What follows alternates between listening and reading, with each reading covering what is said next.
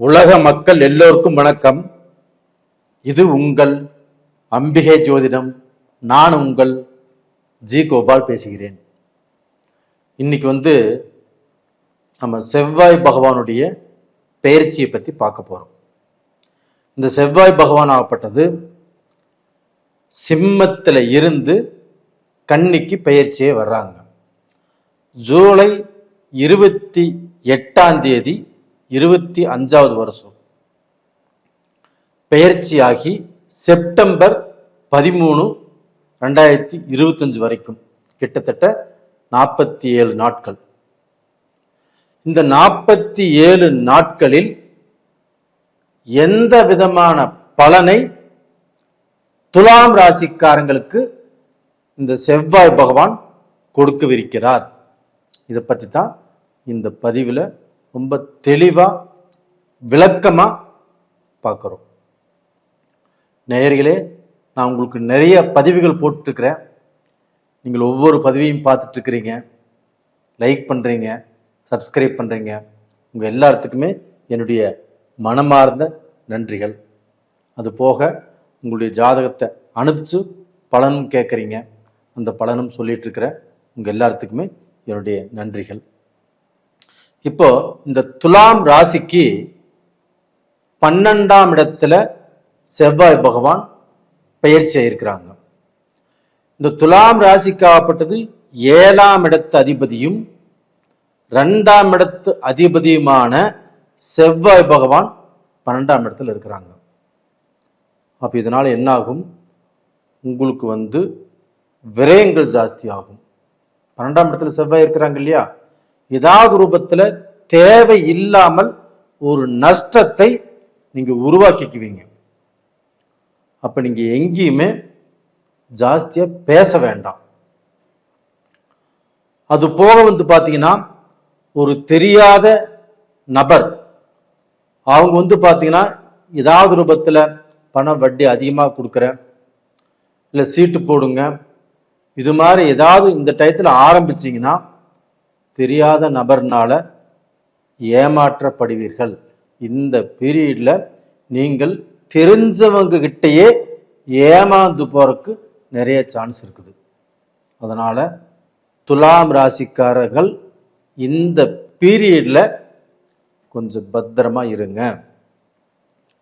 இது போக அதே செவ்வாய் பகவான் ஆகப்பட்டது உங்களுடைய ராசிக்கு 8ஆம், அதாவது உங்களுடைய துலாம் ராசிக்கு பாத்தீங்கன்னா 7ஆம் இடத்தையே பார்க்கறாங்க 8ஆம் பார்வையாக. அப்ப பாத்தீங்கன்னா அந்த 7ஆம் இடம் என்பது கலஸ்தரஸ்தானம். அப்ப அந்த கலஸ்தரஸ்தானாதிபதி 12ஆம் இடத்தில் இருப்பது விரயம், தொடர்புகளால் விரயம், பலகரங்களால் விரயம், நீங்க கூட்டாளிகளால் விரயம், நம்ம பார்ட்னர் சேர்ந்து யாரு கூட பிசினஸ் பண்ணாலும் விரயம்தான். ஏன்னா அந்த செவ்வாய் 12ஆம் இடத்துல இருக்குது. அது மட்டும் இல்லை, அதே செவ்வாய் பகவான் 8ஆம் பார்வையாக துலாம் ராசிக்கு 7ஆம் இடத்தை பார்க்குறாங்க. அப்போ டோட்டலா பார்த்தீங்கன்னா துலாம் ராசிக்காரங்களுக்கு மனைவியால் யோகம். அப்ப அந்த மனைவியுடைய அனுகிரகம் இப்போ இந்த பீரியட்ல மனைவி சொல்ல கேளுங்க, அவங்களோட சேர்ந்து முடிவெடுங்க, அவங்களோட சேர்ந்து ஒரு காரியத்தை முடிவு பண்ணுங்க. இப்படி 70% பேருக்கு மனைவியால் யோகம். இன்னும் 30% பேர் ஆகப்பட்டது மனைவியை கண்டாலே ஆகாது, மனைவி எரிச்சலா இருக்கும், மனைவி துரோகியா இருப்பாங்க, மனைவி மேல நம்பிக்கையே வைக்க மாட்டாங்க, அந்த அளவுக்கு மனைவியும் நடந்துட்டு இருப்பாங்க. இது அப்படி இருக்கட்டும். அது போக பார்த்தீங்கன்னா இந்த பீரியட்ல துலாம் ராசிக்காரங்கள் திருமணம் செய்யலாமா?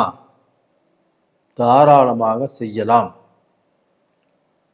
இப்ப செவ்வாய் பகவான் 7ஆம் இடத்துல பார்க்கிறார் இல்லையா உங்களுக்கு. அப்போ ஒரு பெண்ணுக்கு கணவரால் யோகம். அப்ப அந்த கணவரை பற்றி குறிக்கக்கூடிய கிரகம் செவ்வாய் பகவான். அதே செவ்வாய் பகவான் உங்களுடைய 7ஆம் இடத்தை பார்க்குறாங்க. அப்போ இப்போ இந்த பீரியட்ல பெண்களுக்கு ஒரு அற்புதமான டைம், ஒரு ஆதாயமான டைம், நல்ல கணவர் அமையக்கூடிய வாய்ப்பு இந்த பீரியட்ல இருக்குது. சார் அப்ப கல்யாணம் ஆறவங்களுக்கு தான் நல்லா இருக்குமா? கல்யாணம் ஆன எங்களுக்கு எப்படி இருக்கும்? இங்க கேட்கறது எனக்கு புரியுது. உங்களுக்கும் கணவரால் வசந்தம், அது போக கணவரால் நன்மை, கணவர் உங்க சொல்லையும் கேட்பாரு. உங்களுக்கு தேவைப்பட்ட ட்ரெஸ்ஸோ, வெள்ளியோ, கோல்டோ, டைமண்டோ ஏதாவது கண்டிப்பாக வாங்கி கொடுப்பார். அப்போ உங்களுக்குள்ளேயும் நல்ல வசந்தம், நல்ல சந்தோஷம் ஏற்படும். அப்போ இதனால் வரைக்கும் பிரிந்தவர்களும் இந்த பீரியட்ல சேருவதற்குண்டான டைம் இருக்குது. இது போக பார்த்தீங்கன்னா இப்போ சனி பகவான் உங்களுக்கு 5ஆம் இடத்துக்குரிய அதிபதி. அந்த சனி பகவான் வக்ரமாயிட்டார். அப்படி வக்ரமாகி செவ்வாயை பார்க்கிறார். எப்பவுமே சனியும் செவ்வாயும் பார்த்துக்கிட்டால் போர்க்களம், விபரீதம், சண்டை சச்சரவு, ஜெயில், கோர்ட்டு கச்சேரி பிரச்சனை, இது மாதிரி நிறைய விபரீதங்கள் நடந்திருக்குது. ஆனால் இந்த பீரியட்ல சனி வக்கர கதியிலிருந்து செவ்வாயை பார்க்கறதுனால கண்டிப்பாக இந்த பீரியடு உங்களுக்கு ஒரு ராஜயோகமாக மாறப்போகிறது. அப்ப அந்த செவ்வாய், அந்த சனி பார்வையாகப்பட்டது உங்களுக்கு யோகமா மாறிடும். அப்ப அந்த செவ்வாயை சனி பார்க்கறதுனால, துலாம் ராசியை குரு பார்க்கறதுனாலையும் கண்டிப்பாக இந்த பீரியட்ல ஏதாவது பூமி வாங்குவீங்க, ஏதாவது வீடு கட்டுவீங்க, இல்லை கிரக பிரவேசம் பண்ணுவீங்க, ஏதாவது கண்டிப்பா ஒரு சொத்து வாங்குவீங்க. முயற்சி பண்ணுங்க, கண்டிப்பா நடக்கும். அப்ப உங்களுடைய முயற்சிக்கு ஒரு அருமையான, ஒரு அட்டகாசமான பலன் இந்த பீரியட்ல உங்களுக்கு இருக்குது. அது போக இந்த துலாம் ராசி பிறந்த பெண்களுக்கு கணவரால் எந்த சங்கடங்களோ சலிப்புகளோ இருந்தாலும் தீரும். அதே சமயத்தில் துலாம் ராசியில் பிறந்து இன்னைக்கு வேலைக்கு போயிட்டு இருக்கிறீங்க, ஒரு வேலையில் இருக்கிறீங்க, அந்த வேலையில் டென்ஷன், ப்ரெஷர், குழப்பங்கள் இருக்குது, இது எல்லாமே தீரும். அந்த வேலையில் உங்களுக்கு அடுத்தவங்கனால ப்ரெஷர் இருக்குது, டார்ச்சர் இருக்குது, உங்களை தொந்தரவு பண்ணுறாங்க, அதற்கு எல்லாமே ஒரு சரியான முடிவெடுப்பீங்க.